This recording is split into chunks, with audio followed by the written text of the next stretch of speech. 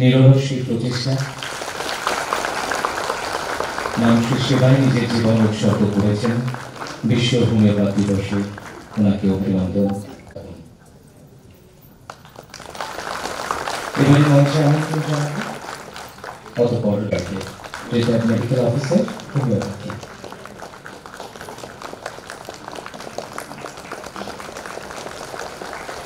মাননীয় মুখ্যমন্ত্রী মহোদয় অন্যান্য অতিথিদের উপস্থিতিতে এই লাইফ টাইম অ্যাচিভমেন্ট অ্যাওয়ার্ড ওনাকে তুলে দিলেন।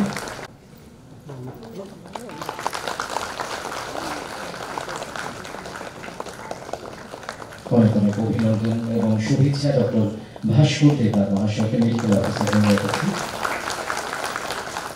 আমাদের রাজ্যে ৭২টি আয়ুষ্মান আরোগ্য মন্দিরে আয়ুষ রয়েছে। এর মধ্যে থাকার জন্য অনুরোধ রাখবো উত্তর শিলঘাটে আয়ুষ্মান আরোগ্য মন্দির, আয়ুষ কাকরাবন গোমতী ডিস্ট্রিক্ট তৈরি থাকার জন্য ডক্টর দেবরাজ দেবকে, ডক্টর রঞ্জন দাসকে, কুর্তি আয়ুষ্মান আরোগ্য অনুরোধ করব আপনারা একে একে মঞ্চে চলে আসুন। মাননীয় মুখ্যমন্ত্রী মহোদয় অন্যান্য অতিথিদের সঙ্গে নিয়ে আজকে বিশ্ব হোমিওপ্যাথি দিবস 2025 রাজ্যভিত্তিক অনুষ্ঠানে এই যে হাসপাতালগুলো national accreditation board for hospitals for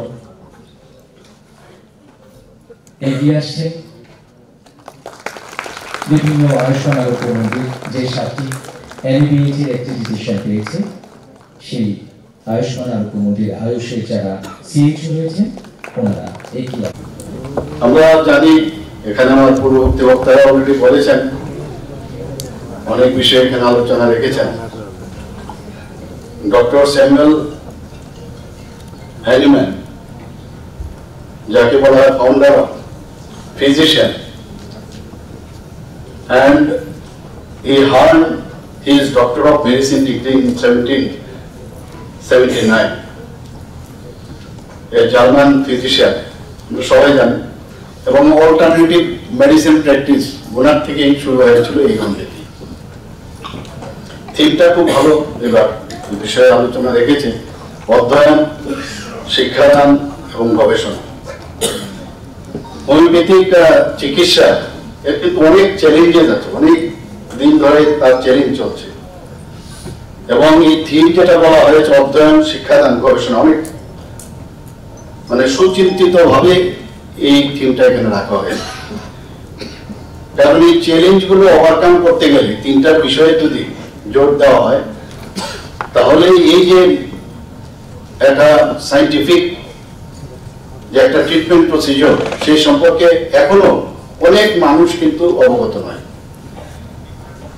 আমি আজকে এই যে থিম গুলো রাখা হয়েছে, আমরা চেষ্টা করছি এখানে হোমিওপ্যাথিক একটা মেডিকেল কলেজ করা যায় কিনা।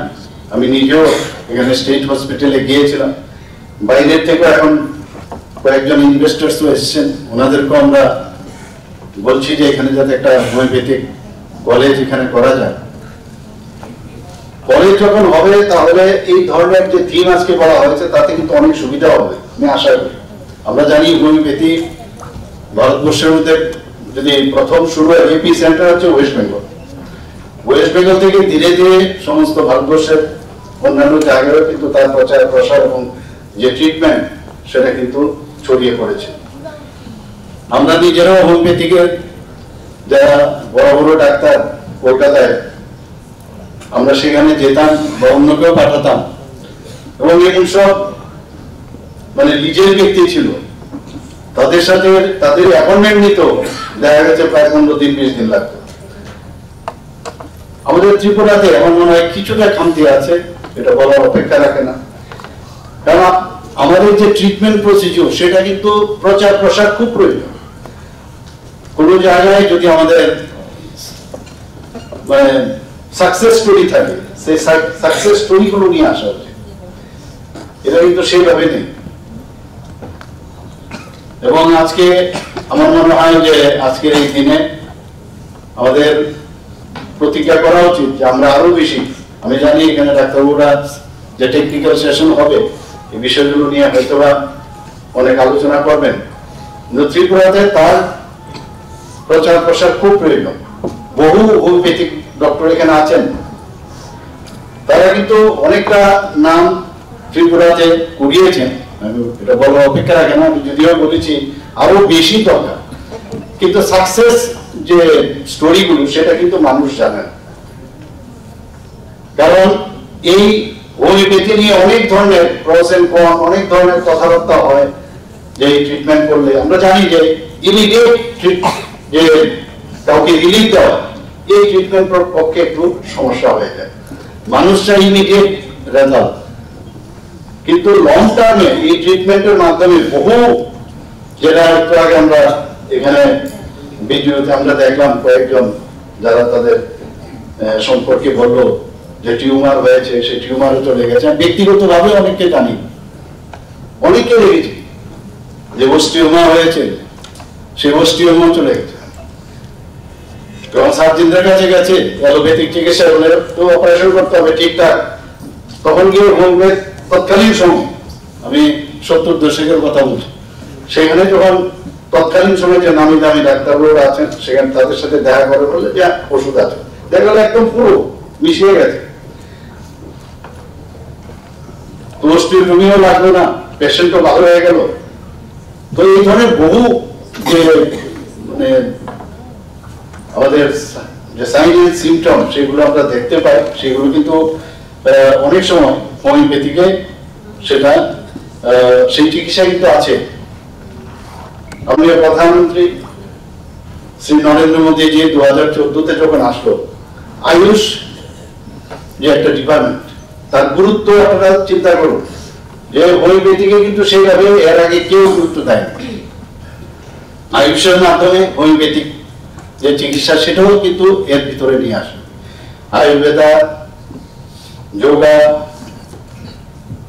ইউনানি, সিদ্ধা এবং হোমিওপ্যাথি, 5টা যে আমাদের বিষয় আছে সেটা এই ডিপার্টমেন্ট, এটা মিনিস্ট্রি মাননীয় প্রধানমন্ত্রীজির নেতৃত্বে, এবং সেটাকে শক্তিশালী করার জন্য অনেক চেষ্টা উনি করছেন। আমরাও রাজ্য সরকার আমরা সেইভাবে আমরা চেষ্টা করছি।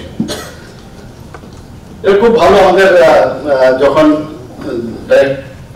ডিএইচএস বলছিলেন যে ইমিউন সিস্টেম সেটা কিন্তু বাড়িয়ে দেওয়ার যে একটা সাইন, এবং আমরা জানি যে এখান থেকে বিভিন্ন যেসব সাবস্টেন্স, হোমিওপ্যাথিকের ওষুধের যে সাবস্টেন্স তৈরি হয় সেটা প্লান্ট থেকে আসতে পারে, অ্যানিমাল কিংডম থেকে আসতে পারে, মিনারেলস থেকে আসতে পারে, কেমিক্যালস থেকে আসতে পারে, সেটাকে ডাইলিউট করে অ্যালকোহল বা হাইড্রো অ্যালকোহল যেটা আছে তার মধ্যে বা অন্যান্য সাবস্টেন্সের মধ্যে, লিকুইডের মধ্যে, সেটাকে ডাইলিউট করে যে দেওয়া কম মাত্রায়, মানে সেটা কোনো অবস্থায় শরীরেও কোনো সমস্যা হয় না, অথচ ইমিউনিটি ডেভেলপ করে যে রূপটা আছে আমরা, এগুলো কিন্তু বিষয়ে আরো প্রচার করা দরকার। আমরা এটাও জানি, অনেকে বলে যে অ্যালোপ্যাথিক যদি মেডিসিন যদি খায়, যেহেতু অ্যালোপ্যাথিক মেডিসিনের উপর ডিপেন্ডেন্সি থাকে, কিন্তু হোমিওপ্যাথিক মেডিসিনের উপর কিন্তু ডিপেন্ডেন্সি আসে না, এবং হোমিওপ্যাথিক চিকিৎসার মধ্যে তার সাইড পার্শ্ব প্রতিক্রিয়া যেটা সেটাও থাকে। তো এইরকম একটা সায়েন্স আমাদের কাছে অ্যাভেলেবল আছে, তো কেননা মানুষকে আরো বেশি মানে জানান দেওয়া, সেটা আমাদের করা উচিত। খালি গেলাম, খালি হসপিটালে বসলাম বা প্রাইভেট প্র্যাকটিস করলাম, পাশাপাশি এগুলো নিয়ে কিন্তু বেশি করে আলোচনা যদি না হয় মানুষ কিন্তু জানতে পারবে না। এবং আমি আশা করি যে আগামী দিনে আমাদের যে ডিসঅ্যাডভান্টেজ গুলো আছে, ডিসঅ্যাডভান্টেজ গুলোকে অ্যাডভান্টেজ যে সুবিধাগুলো আছে সেইগুলো নিয়ে মানুষের কাছে যাওয়া। আমাদের আজকে আমাকে যেটা বলা হলো, প্রায় হোমিওপ্যাথিক মেডিকেল অফিসার ত্রিপুরাতে প্রায় 173 এখন পর্যন্ত আছে, বিভিন্ন হসপিটালে এখানে আছে, এবং এখানে HLW তে 12 জন, NHM এ 75, RBS কে 62 এবং ন্যাশনাল আয়ুষ মিশনে 24। আমি এটাও জানি যে আয়ুষ্মান হোমিওপ্যাথিক যে ফার্মেসিস্ট তাদেরও প্রচুর ত্রিপুরাতে বিভিন্ন হসপিটালে দেওয়া হয়েছে। আমরা আশা করছি যে আগামী দিনে আরো হোমিওপ্যাথিক ডক্টর যারা আছেন বা যারা পাশ করে আসেন তাদেরকেও নিয়োগ করার আমরা চেষ্টা করছি। আমরা চেষ্টা মানে শুধু চেষ্টা না, আমরা সেটা আগামী দিন করবো, সেটা আমি বলতে পারি। আজকে মাননীয় প্রধানমন্ত্রী বারবার যেটা বলছেন আমাদের এনসিয়েন্ট, আমাদের যে কৃষ্টি সংস্কৃতি, আমাদের কালচার, সেগুলো আমাদের ভুললে চলবে না। এবং এই ধরনের যে পুরনো যে চিকিৎসা পদ্ধতি, তার মধ্যে মানুষ আগে বেঁচে থাকতো, এর থেকে এখনের যে গড় আয়ু তার থেকেও বেশি আয়ু তৎকালীন সময় বেঁচেছে।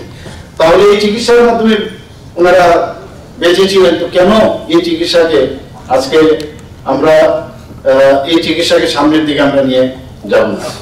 আজকে এই দিনে আমি ডক্টর স্যামুয়েল হানিম্যানকে গভীর শ্রদ্ধার সাথে আমি স্মরণ করতে চাই। এবং এখানে আজকে যাদেরকে পুরস্কৃত করা হলো, ওনারাও যেভাবে সাধারণ রোগীদের জন্য, সাধারণ মানুষের জন্য কাজ করে গেছেন, তাদেরকেও আমি কনগ্রেচুলেশন দিতে চাই। এবং আগামী দিন আরো যারা এখানে সার্ভিসে আছে, সার্ভিসের বাইরেও যারা কাজ করছেন, তাদেরকেও আমি বলবো যে আপনারা এই হোমিওপ্যাথিক চিকিৎসা সম্পর্কে মানুষের কাছে আপনারা নিয়ে আসুন। 2023-24 প্রায় 2,80,000 উপরে পেশেন্ট এখন অব্দি, মানে ওই বছরে পেশেন্ট দেখেছেন। 2024-25 ফেব্রুয়ারি পর্যন্ত প্রায় 2,22,000 উপর পেশেন্ট আপনারা দেখেছেন। এখানে আমরা যে সেক্রেটারি মহোদয় বলেছেন যে খুব রিসেন্টলি দক্ষিণ ত্রিপুরায় সাবরুমে আরো একটি ইন্টিগ্রেটেড আয়ুষ হাসপাতাল আমরা করবো। এখানে কলেজ তো করবোই, পাশাপাশি আরো যেসব সেন্টারগুলো আছে সমস্ত সেন্টারগুলোতে আমরা যাতে হোমিওপ্যাথিক ডাক্তারবাবুরা সেখানে চিকিৎসা করতে পারে সাধারণ মানুষের জন্য, সাফারিং পিপল, তাদের সেই ব্যবস্থা আমাদের ত্রিপুরা সরকারের এই আয়ুষ ব্যবস্থার মাধ্যমে আমরা সেটা করব। আমাদের খুব ভালো লাগলো যে এখানে আয়ুষ্মান আরিকম গুলো যে স্বীকৃতি অর্জন যে করেছে, এবং শুধু তাই নয়, এখানে আমরা এখানে অনেকে এসছে, এখানে তাদেরকে আমরা ফেলিসিটেট করেছি। আপনারা এর মধ্যে দেখবেন, আমি জানি না মানসিক স্বাস্থ্য যারা মানে যারা তাদের সম্পর্কে আপনাদের বেশি করে আরো বেশি কাজ করা প্রয়োজন।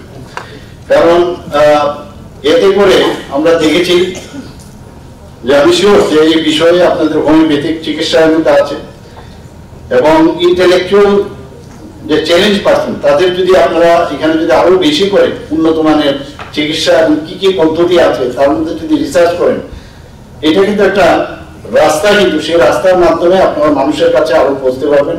সেই বিষয়টা আমার একটা থাকবে, আবেদন থাকবে, সেই বিষয়ে আপনারা রিসার্চ করুন, এবং আগামী দিন যদি এটা সাকসেসফুল হন, আর সাকসেস স্টোরিগুলো মানুষের কাছে আপনাদের নিয়ে আসতে হবে। এবার বাজেটও দেখুন, আমরা প্রায় 12.89% আমরা বাজেট এবার গত বছরের তুলনায় এবার দেখেছি, যাতে স্বাস্থ্য ব্যবস্থা আমরা ত্রিপুরাতে আমরা বেশি করে করতে পারি। চিকিৎসাই হোক, সব জায়গায় আমরা এবার আগে যে চিকিৎসা পেত তার থেকে অনেক বেশি সুবিধা কিন্তু আমরা ত্রিপুরাতে আমরা করেছি। কিডনি ট্রান্সপ্লান্ট থেকে আরম্ভ করে আমরা লিভার ট্রান্সপ্লান্ট, সেটার বিষয়ে আমরা কথাবার্তা বলছি। তো আমি আশা করি যে ত্রিপুরাতে এখন প্রায় 9টা সুপার স্পেশালিটিও আমরা আগরতলা গভর্নমেন্ট মেডিকেল কলেজে শুরু করেছি, ডেন্টাল কলেজ হয়েছে, নার্সিং কলেজ হয়েছে। তো সব দিকে ত্রিপুরাতে এখন স্বাস্থ্য ব্যবস্থা কিন্তু অনেক বেশি স্ট্রং। এখানে মণিপুর থেকে একটা টিম এসেছে, তাদেরকেও আমরা জায়গা দিয়েছি, এখানে সুপার স্পেশালিটি হসপিটালও করবে। তো সেইভাবে হোমিওপ্যাথিকেও যাতে আরো বেশি করে ডেভেলপ করা যায়, আমি আশা করি আপনাদেরও সহযোগিতা দরকার, এবং মানুষের কাজে সেটা আসবে। এবং আবার আমি আজকে এই যে বিশ্ব হোমিওপ্যাথি দিবস, সেই উপলক্ষে সবাইকে হার্দিক অভিনন্দন, শুভেচ্ছা জানিয়ে আমার কথা বলা শেষ করছি। নমস্কার।